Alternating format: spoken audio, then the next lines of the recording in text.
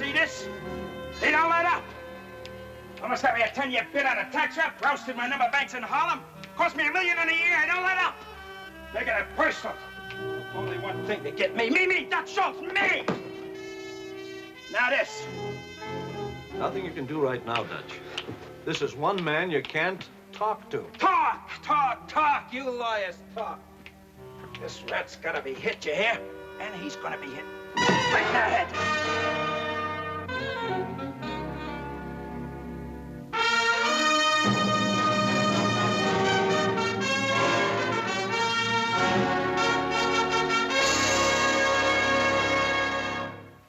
They left their prints on the guns, the victims, and the times. The prints of the men who terrorized New York in the 20s. That strange and nightmarish time when a gangster sat in judgment and passed sentence on a public prosecutor. Yes, they left their prints on the guns, the victims, the times, and finally on each other. Dutch Schultz, born Arthur Flegenheimer. From a hole-in-the-wall speakeasy in the Bronx to one of the most feared gang lords in the city of New York.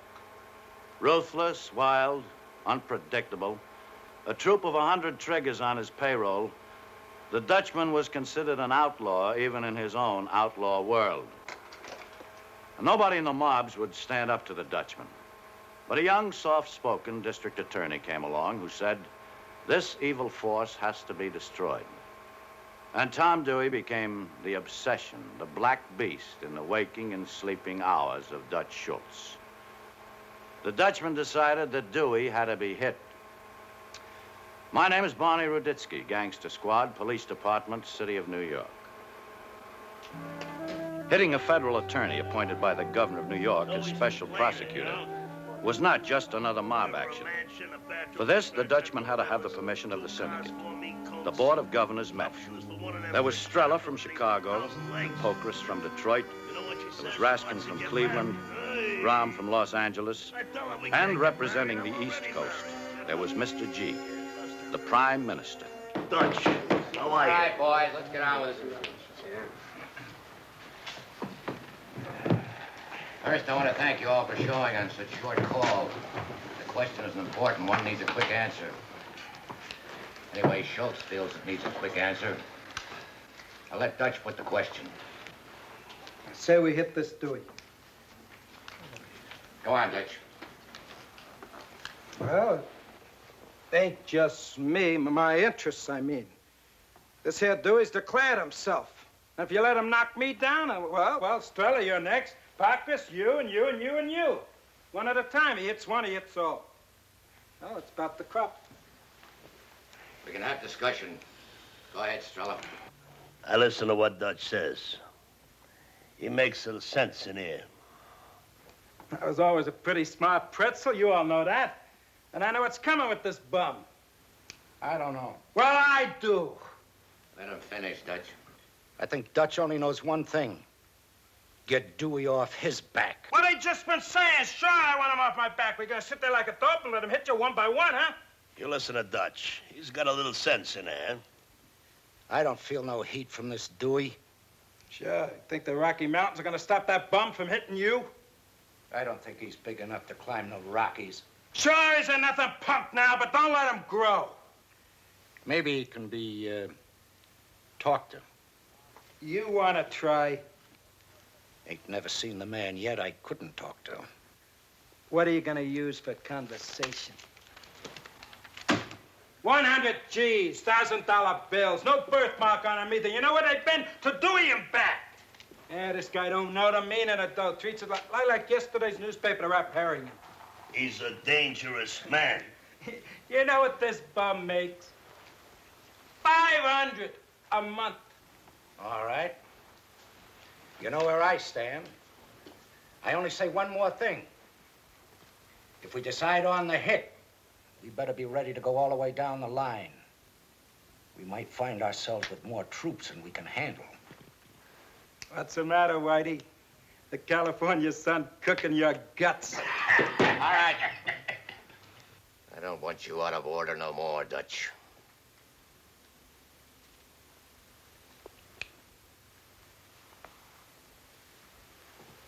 Any more discussion? I listened carefully. I don't think we make no hasty move.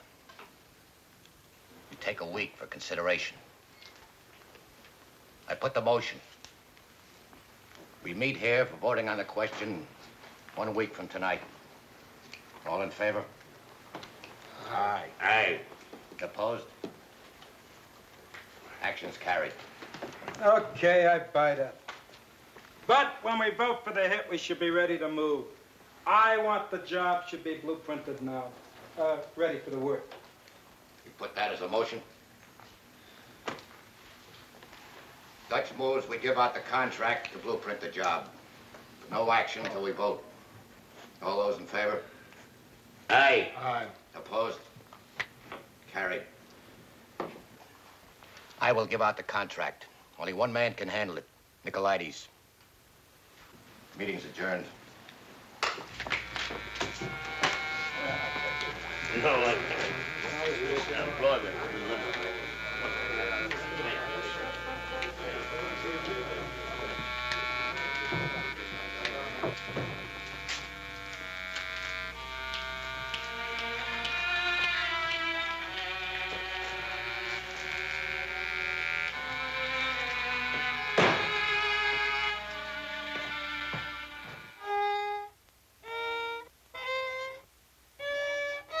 This is a heavy contract. So we use heavy artillery. For this one, you use heavy brains. This one is for the Syndicate. Oh, damn, she's gonna kill me.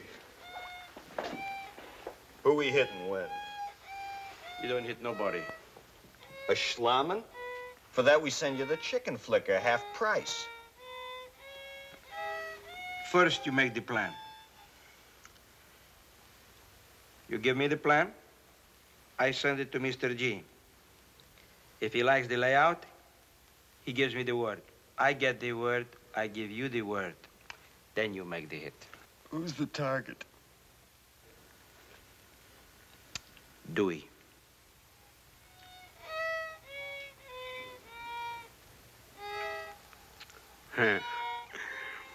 Listen to my kid, huh? He's only 36 months. Wonderful, huh? Nico. Hmm. You said Dewey. That's right. The Dewey? That's right. Tom Dewey? Thomas E. Dewey? I said it was a heavy contract. Hey, Manel, what do you think?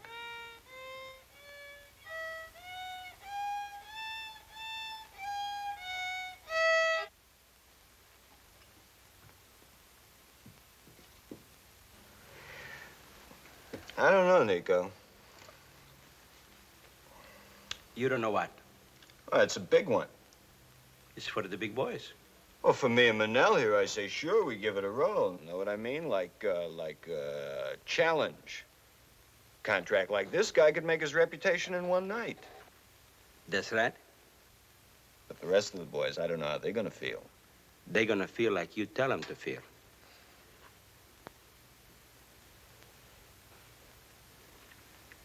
Well?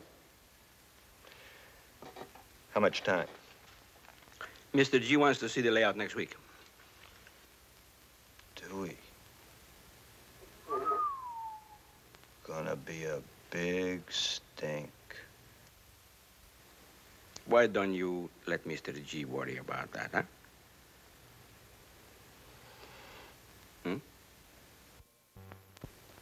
You got a layout on the job? Sure.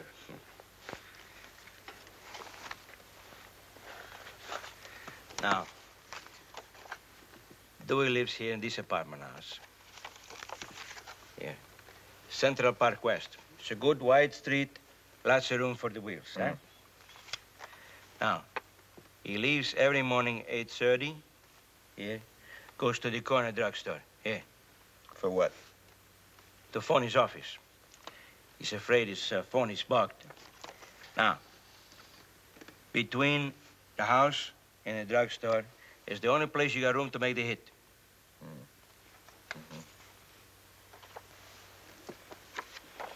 Bodyguards? Mm-hmm. 2, 24 hours a day. Feds? City detectives. You know them? Sure, I check them out. DeBart and Vaccaro. 8 to 4 shift. Yeah. Inspector's men out of central office. We'll have to time them for a few days. We'll need, 6 men. A finger man, 2 triggers, a wheel man, 2 flank men, here and here, in case of chase. Yeah, 6 good men. Yash, for this job, if you need them, you use the whole troop. Okay, Nico, we'll case it. Give it a dry run.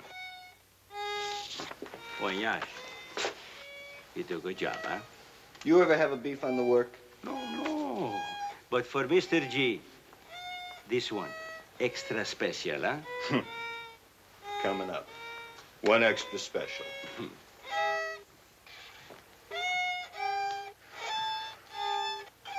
Hey, Nico. Who gives your kid lessons? Oh, Professor Salchito. Him we hit for nothing. On the house.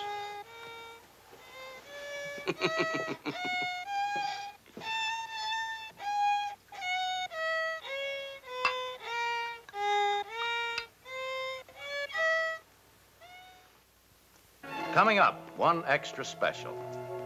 Phase 1, material and logistics. The Brownsville troops swung into action with their usual military precision. Step A in Phase 1, the hot car for the getaway.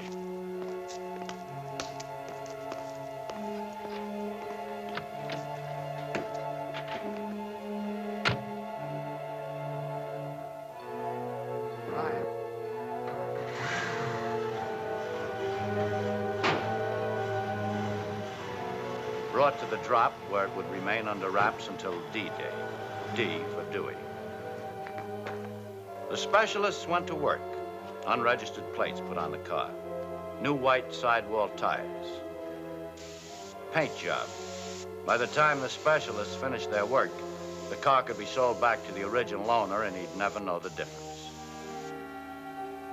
Step B in Phase 1.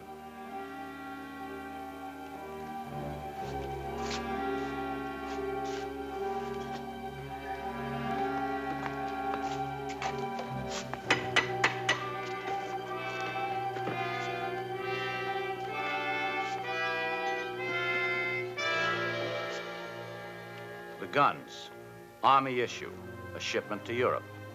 The weapons would not be missed for months. Step C in Phase 1. Added insurance, expert gunsmith. Numbers on weapons removed. Acid tests now showed no latent imprint. Gun barrels threaded. Silencers attached. Phase 2, battle strategy. The troops had set up their observation post on Central Park West, a middle-class, peaceful neighborhood. Tom Dewey shared a modest 1-bedroom apartment with his wife. Dewey's moves were clocked. Each morning, 8:30, Dewey, accompanied by the 2 bodyguards, left his apartment. Stopped at this corner drugstore to make his morning call to his office. 5 days later, Yash made the report to Nicolaides. And after the hit from rear of the store, here, to getaway car, 27 seconds. For flank cars to get into position, 9 seconds. Now, the getaway car makes the right turn, rolls 2 blocks to here. You don't go over 25 miles an hour. Makes the left turn, 3 blocks, then right turn, straight ahead to where Moish is waiting with his heap. They dump the getaway car and Moish takes off. Now, you pass any patrol cars on this route? I clocked them out. There's a beat car that crosses here at 8:49. The getaway car is past this point at 8:44. Now, the drugstore. Night before the hit, Pep and Allie break into the store from here. That's the door to the basement, the storeroom. This door is wired? No. How many locks? 2 locks. What kind? A Yale and a Seagull. I got a set of keys. Pep and Allie, they stay in that basement till 8:35 next morning. They come up these stairs. Now they're in the prescription department. The druggist is there that time every morning fixing orders. Allie drops the druggist. Pep doesn't wait, comes right on through this swinging door to the store. Dewey is now in the phone booth here. Pep hits Dewey once. The head. Another pop only if he thinks he needs it. Now, suppose DeBart or Vaccaro, one of them, come into the store while Dewey is telephoning. They don't move from outside. Don't let nobody in till the bum comes out. Suppose. Then Allie, standing here at the swinging door, will have to drop him. I don't like it. What's the difference? Gonna hit Dewey, might as well hit a cop. You don't understand. Dewey is from outside. The cop is New York. Oh, Nico, you don't think straight. Hitting Dewey is worse than hitting the mayor and the police commissioner. So what's the difference? I still don't like it. Yeah. But I let Mr. G worry about that. You do a good job, Yash. Extra special. Well, Mr. G give me the word, I give you the word. Now, boys, please, you have some wine? It's homemade. They are out of the drugstore, again through the basement and out the rear. Around the corner and in the waiting getaway car at 8:39. The flank cars move into position. Nicolaides reports he's satisfied the contract can be handled. Anybody got discussion before we take the vote? All I want to say, tell Nicolaides I never heard a better layout. And tell him, besides what the syndicate pays, I give on my own for the boys an extra 50 G's. I will tell him. Anybody else? All right, I have a few words, then we take the vote. Since the meet last week, I talked with a lot of people. All kinds of people who have a good finger on the pulse. Kind of poll on reactions. The reactions was not good. Dewey might make a little trouble in the New York area.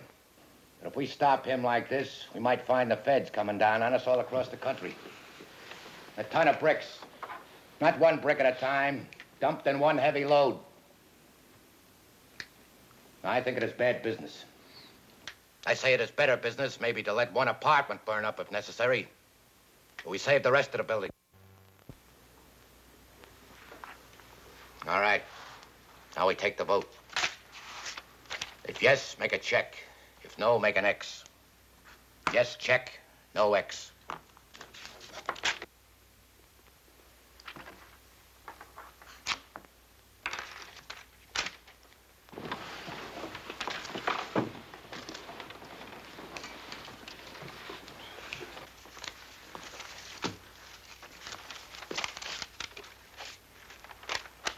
No hit. No hit. No hit. No hit. Hit. No hit. No hit. No hit. No hit. No hit. 9 no's, 1 yes. Question is voted down.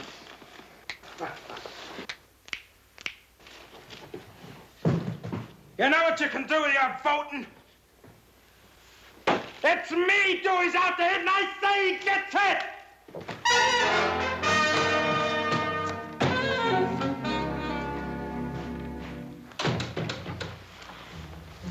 Bill, you will call Mr. Nicolaides. You will tell him to be at my apartment at 11:30 tonight.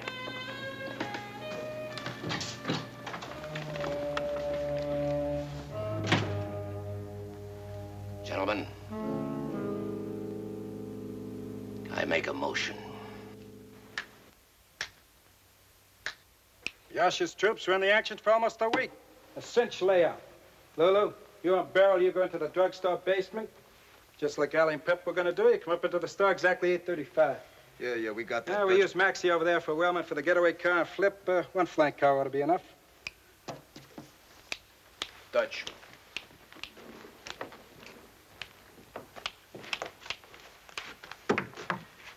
Dutch, don't you think we're pushing kind of fast to make a hit tomorrow morning? Job is all laid out, no? I know, but we don't even have time to clip a hot car, no plates, guns, Use nothing. what we got. Okay, Dutch, but the Syndicate said no. Are you working for Syndicate or me?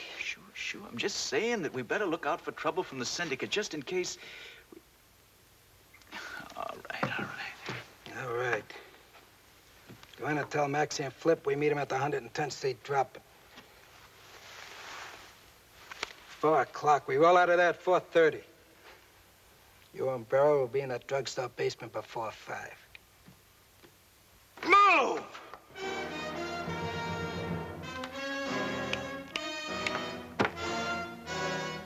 Dewey.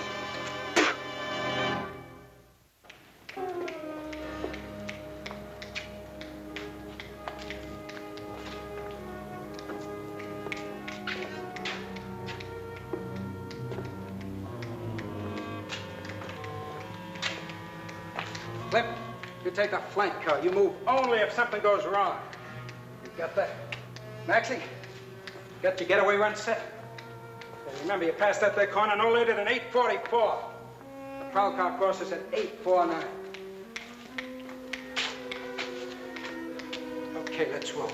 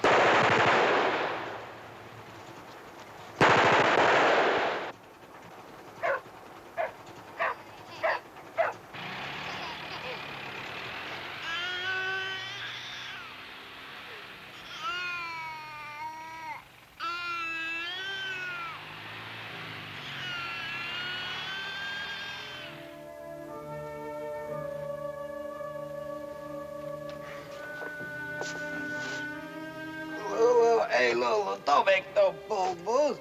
What are you done with him? Dog biscuit.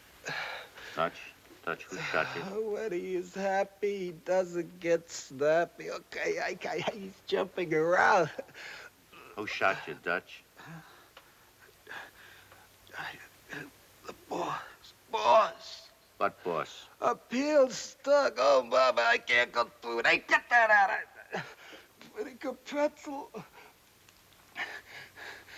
Checked and double-checked. Look, why? Please. Dutch, why did they Pull shoot? for me. Get me out. Shift me. Police are here. Dutch. Gotta keep them under control. My gilt-edged stuff. The rats are too dead. Dewey, hit. Please, pull me out.